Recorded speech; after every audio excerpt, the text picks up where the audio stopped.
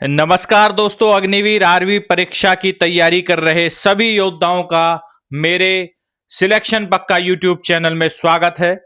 आज हम लेकर आए हैं सैंपल पेपर 12 जो आपकी तैयारी को एक नए स्तर पर लेके जाने वाला है। दोस्तों अगर परीक्षा में सफलता केवल पढ़ने से नहीं मिलती बल्कि यह जानने से मिलती है कि आपको कितना सीखा है और कितना आपको आता है, और यही काम करेगा भाई साहब पेपर में। आज का जो सैंपल पेपर है इसमें शामिल हर प्रश्न जो है वो आपकी वास्तविक परीक्षा को ध्यान में रखकर चुना गया है। तो आज हम केवल उत्तर नहीं देखेंगे यहां पे, बल्कि उन महत्वपूर्ण तथ्यों को, फैक्टों को भी हम देखेंगे जिनसे एक प्रश्न से कई क्वेश्चन जो है वो बने हुए हैं।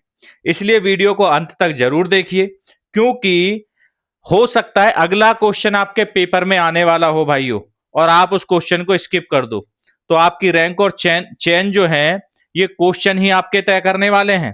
तो आप अपनी कॉपी पेन तैयार रखिए। हर प्रश्न का उत्तर पहले आप खुद दीजिए, उसका उत्तर दीजिए, फिर आप अपने उत्तर को मिलाइए और अंत में अपना स्कोर 50 में से कितने क्वेश्चन आपने ठीक किए हैं वो भाई कमेंट बॉक्स में जरूर डालिए कि मेरे इतने क्वेश्चन सर ठीक हैं 50 में से। आज जो आपका टारगेट होना चाहिए वो कम से कम 50 में से 45 प्लस क्वेश्चन आपके सही होने चाहिए। और अगर आपने टारगेट अचीव कर लिया तो मैं मान लूंगा कि हाँ, आपका सिलेक्शन जो है वो आर्मी अग्निवीर के एग्जाम में हो जाएगा दोस्तों। तो चलिए चलते हैं, बिना किसी देरी के शुरू करते हैं आर्मी अग्निवीर की परीक्षा का बहुत महत्वपूर्ण सैंपल पेपर नंबर 12, और देखते हैं क्वेश्चन नंबर 1 को। क्वेश्चन नंबर 1 को देखते हैं कि 1 अप्रैल 2025 में भारत के किस शहर को यूनेस्को क्रिएटिविटी सिटी नेटवर्क में शामिल किया गया था। करंट का क्वेश्चन है भाई साहब ये, ठीक है। तो यूनेस्को क्रिएटिव सिटी सेंटर में या नेटवर्क में शामिल किया गया था आपका मध्य प्रदेश के ग्वालियर को। ऑप्शन डी जो है ये करेक्ट हो जाएगा, ठीक है। जो ग्वालियर है, ग्वालियर को म्यूजिक श्रेणी में, देखिए अलग अलग श्रेणी इसकी होती हैं। जो यूनेस्को क्रिएटिव सिटी नेटवर्क है इसकी म्यूजिक की श्रेणी में, यानी कि संगीत की श्रेणी में जो है ग्वालियर को चुना गया और इसमें शामिल किया गया, ठीक है। जो ग्वालियर घराना है वो हिंदुस्तानी शास्त्रीय संगीत का सबसे पुराना घराना जो है वो माना जाता है। नेक्स्ट क्वेश्चन पे चलते हैं। हाँ जी, इसके हेडक्वार्टर की बात कर लेते हैं। देखिए जो यूनेस्को है, यूनेस्को का हेडक्वार्टर कहां पर है ये कई बार पूछ लिया जाता है। तो इसका जो हेडक्वार्टर है वो है आपका पेरिस में, और पेरिस कहां है? फ्रांस में, ठीक है। तो फ्रांस के पेरिस में जो है वो यूनेस्को का हेडक्वार्टर है, ये भी आप याद रखेंगे। क्वेश्चन नंबर 2 देख लेते हैं। क्वेश्चन नंबर 2, भारत ने मार्च 2025 में किस देश के साथ संयुक्त सैन्य अभ्यास टाइगर ट्रंप 2025 आयोजित किया? ठीक है, ये मिलिट्री एक्सरसाइज है, इसके बारे में बताना है। जॉइंट मिलिट्री एक्सरसाइज है टाइगर ट्रंप 2025। कमेंट बॉक्स में डालते रहिए। तो टाइगर ट्रंप 2025 भारत ने की थी अमेरिका के साथ, यूनाइटेड स्टेट्स के साथ। ऑप्शन सी यहां पे करेक्ट हो जाएगा भाइयों, ठीक है। और ये जो था टाइगर ट्रंप, ये भारत और अमेरिका का ट्राई सर्विसेज सैन्य अभ्यास था, ये आपको याद रखना है। क्या था? Tri services. ट्राई सर्विसेज का मतलब क्या है? ट्राई सर्विसेज का मतलब है तीनों सेनाओं का। ट्राई का मतलब तीन और सर्विसेज मतलब सेनाओं, ठीक है। कौन कौन सी सेना? आपका आर्मी, नेवी और एयरफोर्स। ट्राई सर्विसेज की ये मिलिट्री एक्सरसाइज है, बहुत इंपॉर्टेंट है, करंट का क्वेश्चन बन सकता है। टाइगर ट्रंप 2025 किस देश के साथ हुई? अमेरिका के साथ हुई। कैसी मिलिट्री एक्सरसाइज है? ट्राई सर्विसेज की मिलिट्री एक्सरसाइज थी, ये आपको याद रखना है। इसमें थल सेना, नौसेना और वायुसेना ने तीनों ने भाग लिया था। इसका जो उद्देश्य था वो था मानवीय सहायता और आपदा राहत जो क्षमता है उसको बढ़ाना भाइयों, ठीक है। अब देखिए जो भारत अमेरिका के जो बीच में आपकी मिलिट्री एक्सरसाइज होती हैं, वो देखिए दो मिलिट्री एक्सरसाइज, इनको आप याद रखेंगे। एक होती है आपकी युद्ध अभ्यास, युद्ध अभ्यास, ये भी भारत और अमेरिका के बीच में होती है। और एक होती है आपकी कोप इंडिया। कोप इंडिया ये भी आपकी भारत और अमेरिका के बीच में होती है। दोनों मिलिट्री एक्सरसाइज भी आपको याद रखनी है, ये पूछ ली जाती हैं कि युद्ध अभ्यास किस किस के बीच में होती है, भारत और अमेरिका, और कोप इंडिया भी भारत और अमेरिका के। क्वेश्चन नंबर तीसरे पे चलते हैं। क्वेश्चन नंबर थर्ड, हाल ही में चर्चा में रहा आपका गगनयान मिशन किस संगठन द्वारा संचालित किया जा रहा है? जो गगनयान मिशन है वो किसके द्वारा संचालित किया जा रहा है? तो वो किया जा रहा है भाई साहब आपका इसरो के द्वारा। ठीक है, किसके द्वारा? इसरो के द्वारा। अब इसरो से जुड़ा हुआ जो क्वेश्चन है वो सारे हम यहां पे करते हैं। सबसे पहले जो पहला क्वेश्चन आता है कि इसरो का पूरा नाम क्या है, तो आप बताएंगे इसरो का पूरा नाम है Indian space research organisation. Indian space research organisation, ये इसरो का पूरा नाम है। नेक्स्ट क्वेश्चन जो आता है कि आपका इसरो की स्थापना कब होती है? ठीक है, इसरो की स्थापना से नेक्स्ट क्वेश्चन बनता है कि इसरो की स्थापना कब हुई। अब जो इसकी स्थापना की बात होती है तो इसकी स्थापना होती है 15 अगस्त 1969 को, 1969 यहां इसकी स्थापना होती है। तीसरा क्वेश्चन जनरेट होता है कि इसरो का हेडक्वार्टर कहां पे है, इसका मुख्यालय कहां पे है? तो इसका मुख्यालय है आपका बेंगलोर में। ठीक है, बेंगलोर में इसका मुख्यालय। भाई साहब ये क्वेश्चन आपसे पूछे जा सकते हैं इसरो से रिलेटेड। ठीक है, ये क्या है? ये अंतरिक्ष एजेंसी है हमारी राष्ट्रीय। ठीक है, राष्ट्रीय अंतरिक्ष एजेंसी है आपकी इसरो। अब देखिए जो गगनयान है, अब इसकी बात कर लेते हैं गगनयान मिशन की। ठीक है, जो गगनयान मिशन है दोस्तों, ये भारत का पहला मानव अंतरिक्ष मिशन है। इसको आप याद रखना, भारत का पहला मानव अंतरिक्ष मिशन है, इसको आपको याद रखना है। ठीक है, ये पहला भारत का मानव अंतरिक्ष मिशन है। इसमें होता क्या है, इसमें होगा क्या कि मिशन के तहत जो भारतीय अंतरिक्ष यात्री हैं भाई साहब, जिनको गगन यात्री कहा जा रहा है, ठीक है, उनको अंतरिक्ष में भेजा जाएगा। और गगनयान के लिए अंतरिक्ष यात्रियों का जो प्रशिक्षण है, जो ट्रेनिंग है, वो कौन कौन से देश कर रहे हैं? रूस और भारत कर रहे हैं, रशिया प्लस में इंडिया, ये इनकी जो है वो ट्रेनिंग चल रही है। क्लियर है दोस्तों? नेक्स्ट क्वेश्चन पे चलते हैं। क्वेश्चन नंबर है 4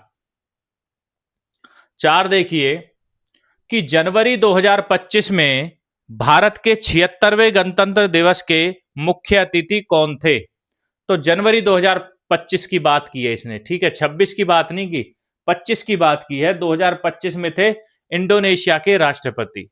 किसके थे? इंडोनेशिया के राष्ट्रपति जो थे ये हमारे मुख्य अतिथि थे। ठीक है, इनका नाम था प्रेबोबा सुब्रियांतो। ठीक है, मैं लिख के बता देता हूं आपको, प्रेबोवा सुबियांतो, ये इनका नाम था। कहां के राष्ट्रपति थे? इंडोनेशिया के राष्ट्रपति थे। ठीक है, और भारत और इंडोनेशिया जो हैं ये दोनों, अगर हम इंटरनेशनल ऑर्गेनाइजेशंस की बात करें तो G20 में भी दोनों आपके मेंबर हैं, G20 के भी हैं और आसियान के भी दोनों मेंबर हैं। इन दोनों में कौन है? आपके इंडोनेशिया और भारत हैं। ठीक है, अब इनको 76वें गणतंत्र दिवस के समारोह में जो है मुख्य अतिथि बुलाया गया। तो गणतंत्र दिवस हम कब मनाते हैं? 26 जनवरी को मनाते हैं, यानी कि 26 जनवरी 2025 को इनको चीफ गेस्ट के तौर पर बुलाया गया दोस्तों, है ना। और जो गणतंत्र दिवस है उसकी परेड कहां पर होती है? तो वो होती है आपकी कर्तव्य पथ पर। कहां पर होती है? कर्तव्य पथ नई दिल्ली में जो है वहां पर होती है इसकी परेड। ये क्वेश्चन भी कई बार पूछा जा सकता है, तो ये आपको पता होना चाहिए।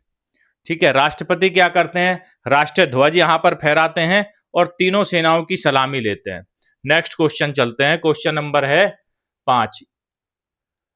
क्वेश्चन नंबर 5 देखिए, मई 2025 में, भाई साहब ये भी करंट का क्वेश्चन है। आज के पेपर में 5 करंट के क्वेश्चन जो हैं वो मैंने डाले हैं, ठीक है, कि मई 2025 में भारत ने किस देश के साथ ऑपरेशन दोस्त, ध्यान रखना, ऑपरेशन दोस्त जैसी मानवीय सहायता पहल के तहत भूकंप प्रभावित क्षेत्रों में राहत सामग्री जो है वो भेजी। देखिए, किसी भी अगर देश पे, हमारी पड़ोसी देश पे या किसी भी देश पे संकट आता है तो हमारा फर्ज बनता है कि उनको हम मानवीय सहायता जो है वो हम दें, या राहत सामग्री उस देश के लिए भेजें। ठीक है, ये हमारा एक मतलब हमें अपनी जिम्मेदारी है ये हमारी। ठीक है, तो मई 2025 की बात ये कर रहा है कि भारत ने किस देश के साथ ऑपरेशन दोस्त जैसी मानवीय सहायता पहल के तहत भूकंप प्रभावित क्षेत्र में राहत सामग्री भेजी थी। तो हमने भेजी थी भाई साहब म्यांमार में। कहां पे भेजी थी? म्यांमार में भेजी थी। ठीक है, मानवीय सहायता सामग्री यहां पर भेजी थी। और ये जो है भारत की नाइबरहुड फर्स्ट पॉलिसी के अंतर्गत जो है वो पड़ोसी देशों को सहायता प्रदान की जाती है। ठीक है, ये भी आपको याद रखना है, नाइबरहुड फर्स्ट पॉलिसी के अंतर्गत जो है ये सहायता प्रदान की जाती है। जो आपदा राहत है उसमें एनडीआरएफ जो हमारी नेशनल डिजास्टर टीम होती है और भारतीय वायुसेना, इन दोनों की जो है वो महत्वपूर्ण भूमिका जो है वो होती है।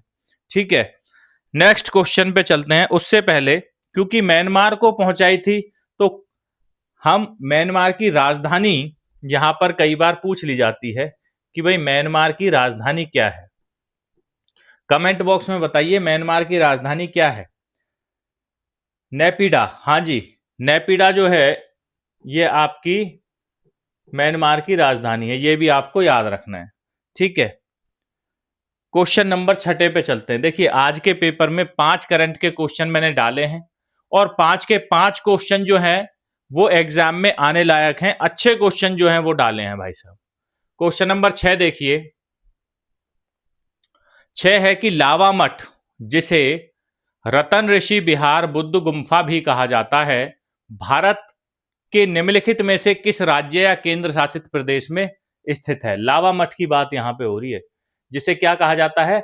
रतन ऋषि बिहार बौद्ध गुम्फा, ये भी कहा जाता है। ये किस राज्य में है? तो ये है भाई साहब आपका लावा मठ जो है, ये है आपका पश्चिम बिहार में, वेस्ट बंगाल में। ऑप्शन बी यहां पे करेक्ट हो जाएगा। ठीक है, ये कालिम्पोंग जिले में स्थित है। कहां पर है? कालिम्पोंग जो जिला है वेस्ट बंगाल का, वहां पर ये स्थित है। और इसका जो निर्माण है, अगर हम निर्माण की बात करें तो इसका निर्माण होता है भाई साहब आपका 1987 में।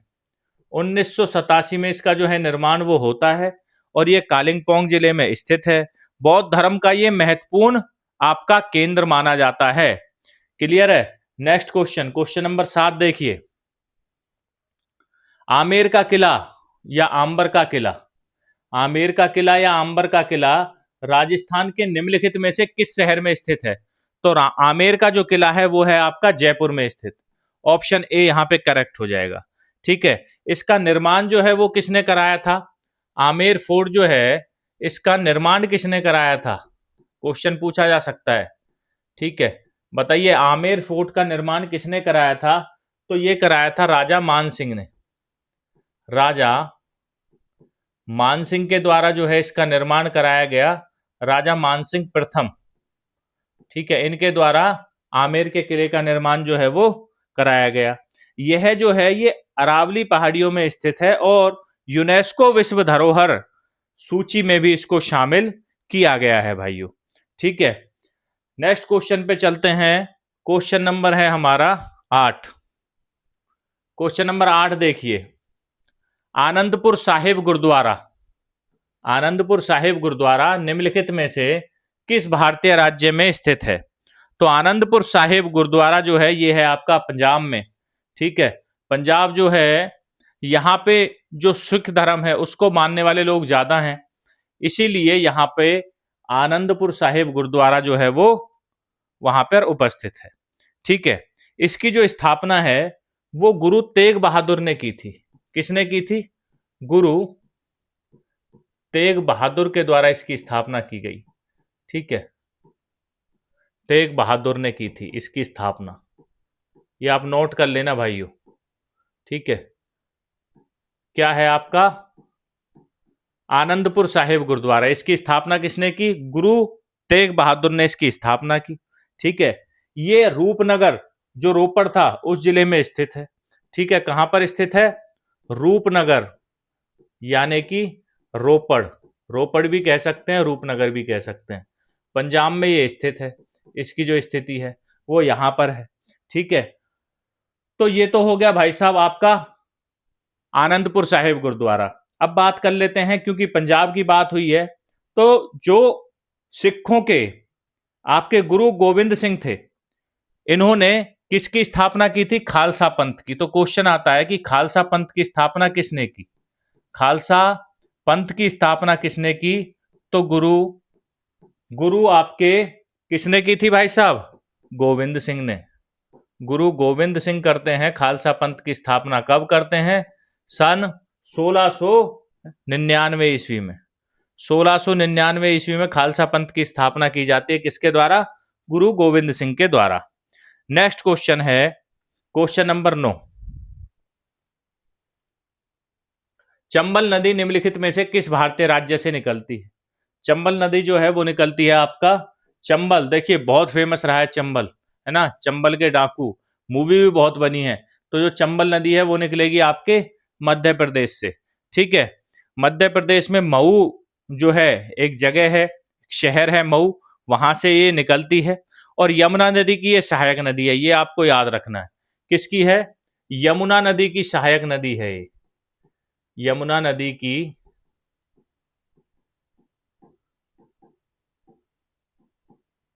सहायक नदी है।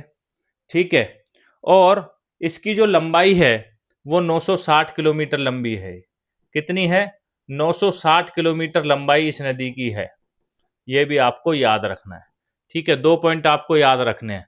जो चंबल नदी है 960 किलोमीटर लंबी है ना। और गांधी सागर बांध जो है वो भी इसी नदी पर है, चंबल नदी पर। कौन सा बांध है भाइयों? गांधी सागर बांध। गांधी सागर बांध। नेक्स्ट क्वेश्चन पे चलते हैं। क्वेश्चन नंबर है आपका 10। क्वेश्चन नंबर 10 देखिए, ईगल नेस्ट वन्य अभ्यारण्य निम्नलिखित में से किस भारतीय राज्य में स्थित है? तो ईगल नेस्ट वन्य जीव अभ्यारण्य जो है वो है आपका अरुणाचल में स्थित। कहां पर है? अरुणाचल प्रदेश में स्थित है। यह पश्चिम कामेंग जिले में स्थित है और इसकी स्थापना जो है वो 1989 में हुई थी। कब हुई थी दोस्तों? 1989 में इसकी स्थापना होती है। क्वेश्चन नंबर 11 देखिए, राज्य जनगणना 2011 के अनुसार देश का सबसे कम आबादी वाला राज्य कौन सा है? सबसे कम आबादी वाला राज्य भाई साहब सिक्किम हो जाएगा आपका। इनमें से क्या हो जाएगा? सिक्किम। सिक्किम जो है सबसे कम आबादी वाला राज्य हो जाएगा भाइयों। ठीक है, जो सिक्किम की जनसंख्या है 2011 की जनगणना के अनुसार वो है करीब 6.1 लाख। 6.1 लाख जो है इसकी पॉपुलेशन है। ठीक है, और यह भारत का दूसरा सबसे छोटा राज्य है। पहला सबसे छोटा राज्य कौन सा है? गोवा है। और दूसरा सबसे छोटा राज्य जो है वो सिक्किम है। अब बात आती है कि सिक्किम की राजधानी कौन सी है। सिक्किम की राजधानी पूछी जा सकती है भाई साहब, कौन सी है? गंगटोक। गंगटोक जो है इसकी राजधानी है सिक्किम की। ठीक है भाइयों, ये आपको याद रखना है। अब जो है सिक्किम जो है वो भारत का कौन सा राज्य बना और कब बना? तो भाई साहब 1975 में, याद रखना 1975 में जो आपका सिक्किम है, ठीक है, सिक्किम जो है ये भारत का 22वां राज्य बनता है। कौन सा राज्य बनता है? 22वां राज्य बनता है। ठीक है, सिक्किम कब बनता है? 1975 में आपका भारत का 22वां राज्य जो है वो बनता है सिक्किम। क्लियर है? नेक्स्ट क्वेश्चन चलते हैं क्वेश्चन नंबर 12 की तरफ। क्वेश्चन नंबर 12 देखिए, गुजरात उच्च न्यायालय निम्नलिखित में से गुजरात के किस शहर में स्थित है? गुजरात उच्च न्यायालय जो है वो आपका अहमदाबाद में स्थित है। ऑप्शन बी यहाँ पे करेक्ट हो जाएगा। ठीक है, इसकी जो स्थापना है गुजरात हाई कोर्ट की, ठीक है, इसकी स्थापना जो है वो कब होती है भाइयों, ये भी आपको याद रखना है। तो गुजरात हाई कोर्ट की स्थापना जो है वो 1960 में होती है। पहला पॉइंट है, पूछा जा सकता है एग्जाम में, है ना। और दूसरा पूछा जा सकता है कि गुजरात राज्य का गठन कब हुआ, भाई ये भी तो पूछा जा सकता है। गुजरात का गठन कब होता है, बताइए कमेंट बॉक्स में, गुजरात का गठन कब होता है भाइयों? 1 मई 1960। 1 मई 1960 को जो है गुजरात का गठन होता है। ठीक है, और जो उच्च न्यायालय है ये कहां पर स्थित है इसका? अहमदाबाद में स्थित है। नेक्स्ट क्वेश्चन चलते हैं। क्वेश्चन नंबर है आपका 13। 13 नंबर क्वेश्चन बोलता है कि भारत के उच्चतम न्यायालय की अधिकतम स्वीकृत न्यायाधीशों की संख्या भारत के मुख्य न्यायाधीश सहित खालिस्तान है। तो भाई साहब इसमें जो देखिए ये जो है ये करंट का क्वेश्चन भी बन सकता है, क्योंकि अभी मई 2026 में हुआ क्या है, ठीक है, मई 2026 में हुआ क्या है, 16 मई 2026 को जो न्यायाधीशों की संख्या है सुप्रीम कोर्ट में उसको बढ़ा दिया गया है। अभी कुल जो संख्या है वो 38 हो गई है, जिसमें से एक सीजीआई होगा, चीफ जस्टिस ऑफ इंडिया, और 37 जो है वो आपके न्यायाधीश होंगे। ठीक है, 37 क्या होंगे? आपके न्यायाधीश होंगे। ये कब किया गया है? करंट का क्वेश्चन बन सकता है। अभी वर्तमान में कितने हो गए हैं? 38, लेकिन ऑप्शन नहीं है। क्यों नहीं है मैं आपको बता देता हूं। ठीक है, तो आप 28 को यहां पे 38 कर लेना और इसी को जो है वो सही कर देना। अब 16 मई से पहले क्या था, जो न्यायाधीशों की संख्या थी वो थी भाई साहब आपकी 34 न्यायाधीश होते थे, जिसमें से एक जो है वो चीफ जस्टिस ऑफ इंडिया होता था और 33 जो है ये न्यायाधीश होते थे। ठीक है, ये देखिए अभी मई के महीने में केंद्र सरकार ने एक अध्यादेश जारी किया है ना। एक अध्यादेश जो है वो केंद्र सरकार जारी करती है और वो होता है सुप्रीम कोर्ट अमेंडमेंट ऑर्डिनेंस 2026। इसको 16 मई को जो है वो नोटिफाई किया जाता है और हमारे जो भारत की राष्ट्रपति द्रौपदी मुर्मू हैं, इन्होंने संविधान के अनुच्छेद 123 के तहत जो है इसको प्रख्यापित किया, प्रोमलगेट किया, और उसमें बताया कि भाई अब सुप्रीम कोर्ट में जो जजों की कुल संख्या होगी वो 38 होगी, जिसमें एक चीफ जस्टिस ऑफ इंडिया होगा और 37 न्यायाधीश होंगे। भाइयों गलती से भी 34 मत करके आ जाना। आप कितना है? 38। ठीक है, ऑप्शन एक जो है वो करेक्ट हो जाएगा। करंट का क्वेश्चन बन सकता है। नेक्स्ट क्वेश्चन, क्वेश्चन नंबर चलते हैं हम आपका 14 पे। क्वेश्चन नंबर 14 देखिए, निम्नलिखित में से किस देश ने FIH पुरुष हॉकी विश्व कप 2023 का फाइनल खेला था? ठीक है, अब देखिए आपके सामने ऑप्शन है, बताना है FIH पुरुष हॉकी टीम विश्व कप 2023 जो है वो किसने खेला था। नीदरलैंड बनाम ऑस्ट्रेलिया था, अर्जेंटीना बनाम चिली था, जापान बनाम वेल्स था, या जर्मनी बनाम बेल्जियम था। तो ये था आपका जर्मनी बनाम बेल्जियम भाई साहब। ऑप्शन डी यहाँ पे करेक्ट हो जाएगा। फाइनल कब हुआ था इनका? फाइनल हुआ था 29 जनवरी 2023 को। 29 जनवरी 2023 को इनका फाइनल मैच होता है। ठीक है, टूर्नामेंट जो है ये इसलिए इंपॉर्टेंट हो जाता है क्योंकि टूर्नामेंट भारत में आयोजित हुआ था, है ना, और जर्मनी ने बेल्जियम को हराकर जो है वो खिताब जो है वो जीता था। ठीक है, तो इसमें विजेता कौन रही थी? जर्मनी जो है इसमें विजेता रही थी। ठीक है, ये भी आपको याद रखना है। ये आपका विश्व कप इन्होंने हासिल किया था जर्मनी ने, और जर्मनी का ये अगर हम बात करें तो ये तीसरा विश्व कप था भाई साहब। ठीक है, नेक्स्ट क्वेश्चन पे चलते हैं। क्वेश्चन नंबर है हमारा 15।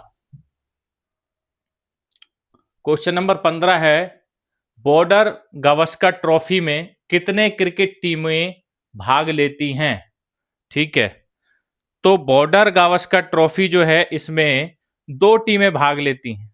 ठीक है, कौन कौन सी टीमें भाग लेती हैं और कितनी लेती हैं? दो टीमें जो हैं इसमें भाग लेती हैं भाइयों। कौन कौन सी टीमें हैं? ये हैं आपकी भारत और ऑस्ट्रेलिया। भारत, इंडिया, भारत और ऑस्ट्रेलिया के बीच ये खेली जाती है। किस किस के बीच? भारत और ऑस्ट्रेलिया, ये आपको याद रखना है। ठीक है, भारत और ऑस्ट्रेलिया के बीच जो है ये ट्रॉफी खेली जाती है, बॉर्डर गावस्कर ट्रॉफी। इसका नाम जो है वो एलन बॉर्डर और सुनील गावस्कर पर जो है वो रखा गया है। ठीक है, इसकी शुरुआत कब हुई थी भाई साहब? इसकी शुरुआत कब हुई थी? शुरुआत होती है इसकी 1996 में, 1996, 1996 में इसकी शुरुआत होती है। ठीक है, यह जो है वो टेस्ट क्रिकेट है, टेस्ट क्रिकेट की सीरीज है, टेस्ट क्रिकेट श्रृंखला है, ये भी आपको पता होना चाहिए। ठीक है, तो देखिए ये है बॉर्डर गावस्कर, मतलब बॉर्डर जो है ये आपके ऑस्ट्रेलिया के थे, एलन बॉर्डर, और सुनील गावस्कर हमारे भारत के थे, और इनके नाम पर ही नाम रख दिया बॉर्डर गावस्कर ट्रॉफी। ये भारत और ऑस्ट्रेलिया के बीच में खेली जाती है, 1996 में शुरुआत होती है, और टेस्ट क्रिकेट की ये ट्रॉफी है दोस्तों। नेक्स्ट क्वेश्चन नंबर 16 देखिए। अब हम देखेंगे 15 साइंस के क्वेश्चन। यहां पे क्वेश्चन नंबर 16 है कि प्रति सेकंड, हाँ जी, प्रति सेकंड दोलनों की संख्या को दोलन की आवृत्ति के रूप में जाना जाता है।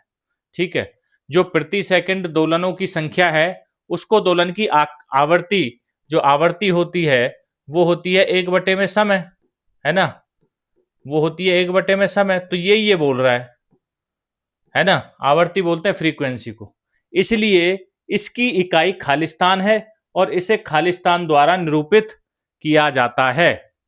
तो बताना है जो आवृत्ति है इसकी एक तो इकाई क्या है, इसकी यूनिट क्या है, और इसको किससे दिखाते हैं। ठीक है, तो इसकी जो यूनिट है भाइयों वो है आपकी हर्ट्ज। क्या है? हर्ट्ज इसकी यूनिट है, और इसको HZ से दिखाते हैं। तो ये हो जाएगा 1/सेकंड जो है वो किसको दिखाते हैं हम? हर्ट्ज दिखाते हैं, जिसको हम HZ से दिखाते हैं भाइयों। ठीक है, SI यूनिट इसकी हर्ट्ज है। नेक्स्ट क्वेश्चन, क्वेश्चन नंबर देखते हैं 17। क्वेश्चन को समझना बहुत जरूरी है दोस्तों। अगर क्वेश्चन आप समझ गए तो आंसर आप चुटकियों में दे दोगे, अगर क्वेश्चन ही आपको समझ में नहीं आया तो आंसर नहीं दे सकते, दोगे तो गलत दे दोगे। ठीक है, इसलिए क्वेश्चन को समझना है, क्वेश्चन की लैंग्वेज को बहुत जरूरी है समझना। क्वेश्चन नंबर 17 देखिए क्या पूछता है कि भूकंप के दौरान उत्पन्न अनुदैर्घ्य तरंगों को खालिस्तान तरंगे कहा जाता है। ठीक है, जो लॉन्गिट्यूड वेव्स होती हैं जो अर्थक्वेक के दौरान उठती हैं उनको कौन सी तरंगे कहा जाएगा? तो उनको कहा जाता है आपका पी तरंगे कहा जाता है, आपका दाब तरंगे कहा जाता है।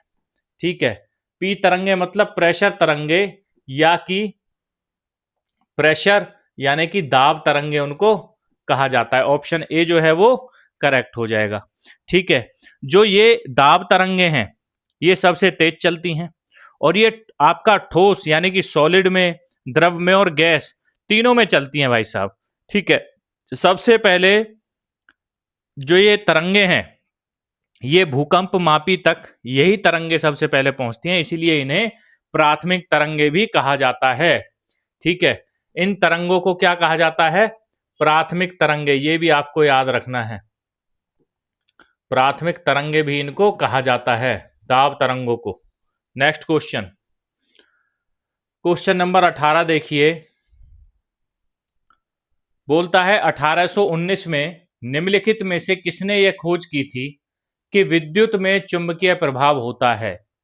भाई साहब कितना जबरदस्त क्वेश्चन है ना। चुंबकीय प्रभाव विद्युत में होता है, यह खोज किसने की थी 1819 में? ठीक है, ऑप्शन आपके सामने है। देखिए ये खोज करते हैं आपके हैंस क्रिश्चियन ऑस्ट्रिच। ऑप्शन बी जो है ये करेक्ट हो जाएगा। ऑस्ट्रिच जो है, हैंस क्रिश्चियन ऑस्ट्रिच, ये बोलते हैं कि भाई जो विद्युत होती है, जो करंट होता है, उसमें मैग्नेटिक इफेक्ट यानी कि चुंबकीय प्रभाव होता है। ठीक है, ये उन्होंने ही बताया था। और जो ये आपके हैं हैंस क्रिश्चियन ऑस्ट्रिच, ये भाई साहब, इन्होंने ये जो प्रभाव जो खोज की थी 1819 में, ये जो है 1820 में प्रसिद्ध हुई थी। 1820 में क्या हुई थी? ये प्रसिद्ध हुई थी। खोज तो इन्होंने 1819 में ही कर दी थी, लेकिन 1820 में इसको क्या है, प्रसिद्धि हासिल हुई थी। नेक्स्ट क्वेश्चन देख लेते हैं। क्वेश्चन नंबर 19 देखिए, पढ़िए क्वेश्चन को। क्वेश्चन नंबर 19 बोलता है, वे तरंगे जिनमें माध्यम तरंगों की दिशा में समकोण पर गति करता है खालिस्तान तरंगे कहलाती हैं। ठीक है, तो ये तरंगे कहलाएंगी आपकी अनुप्रस्थ तरंगे, यानी कि ट्रांसवर्स वेव्स जो हैं वो कहलाएंगी। ठीक है, कौन सी वेव्स कहलाएंगी? Transverse wave. तो ये भाई साहब अगर मैं चित्र बना के दिखाऊं आपको, तो ये होती हैं आपकी अनुप्रस्थ तरंगे। ठीक है, जिनको हम ट्रांसवर्स वेव्स कहते हैं, ये ट्रांसवर्स वेव होती हैं। ठीक है, इनमें 90 डिग्री का कोण बनता है, समकोण का, इसीलिए ये कहा जाता है। नेक्स्ट क्वेश्चन चलते हैं, क्वेश्चन नंबर 20 पे। क्वेश्चन नंबर 20 बोलता है, एक लड़की एक खंबे से बंधे हुए कुत्ते को देखती है जो भौंक रहा है। उसके बीच की दूरी 173 मीटर है। बीच की दूरी भी दे दी 173 मीटर। यदि वायु में ध्वनि की गति 346 मीटर प्रति सेकंड है, तो कुत्ते की आवाज को उस लड़की तक पहुंचने में कितना समय लगेगा? ये बताइए भाइयों, इंपॉर्टेंट क्वेश्चन है। ठीक है, इंपॉर्टेंट क्वेश्चन है भाइयों। दूरी आपको दी हुई है। देखिए, सबसे पहले दूरी कितनी है? दूरी दे रखी है हमें 173 मीटर। उसके बाद हमें क्या दिया हुआ है? ध्वनि की गति हमें दे रखी है। गति कितनी है?